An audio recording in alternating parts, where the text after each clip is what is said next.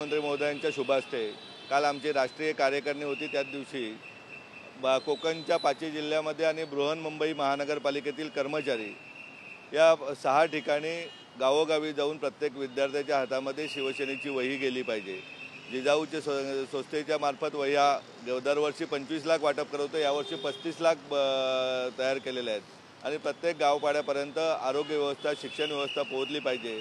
विद्यार्थ्यांनी मोठी स्वप्न पाहिली पाहिजेत आणि त्या स्वप्न पूर्ततेसाठी शासन तर आहेच, परंतु जिजाऊसारखी संस्थाही त्यांच्या बरोबर आहे। हे निर्माण करण्याचं काम काल शुभारंभ करण्यात आलेला आहे।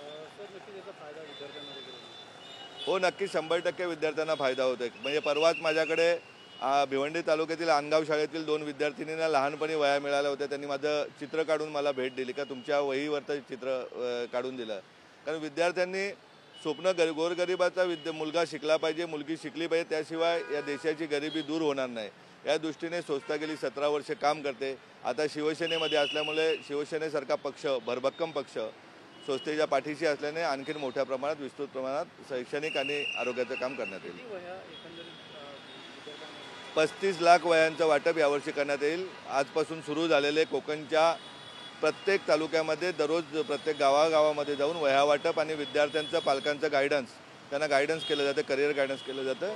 या दृष्टीने काम सुरू झालं। भिवंडी वाडा मार्गावरती अनेक ठिकाणी आता रस्त्याची अवस्था खराब आहे, आंदोलन सुरू आहे। कुठेतरी आपल्यावर देखील ठाकूर बोलला असताना काही राजकीय विरोधक नाहक बदनामी माझी आणि पक्षाची त्यामार्फत करतात की जिजाऊ संस्थेची करतात। ऑलरेडी हा रस्ता ईगल इन्फ्रा या कंपनीकडे सुपूर्द करण्यात आलेला आहे, त्यामुळे माझा कुठलाही संबंध नाही किंवा माझ्या कंपनीचा कुठलाही संबंध नाही आहे।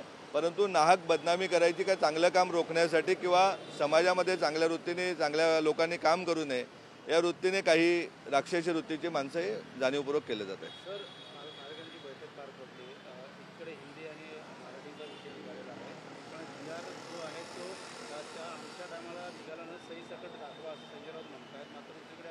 सूचना दिलेल्या आहेत, जसं तसं उत्तर आता उद्धव ठाकरेंना द्यावं अशा देखील सूचना देण्यात आलेल्या आहेत। त्यामुळे GRची जी होळी करतायत ती तुमच्या सहीची असेल तर मुख्यमंत्री त्यावेळेस उद्धव ठाकरे असेल ती जाळा असं संजय राऊत म्हणतात। का वाटतं कधी GR नक्की कोणाचा अहवाल निघाला?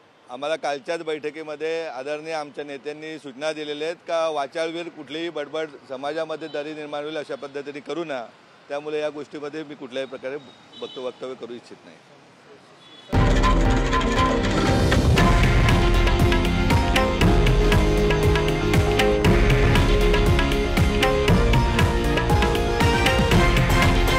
हे आहे देशातील नंबर 1 न्यूज नेटवर्क आणि आपण पाहत आहात TV9 मराठी, एकमेव।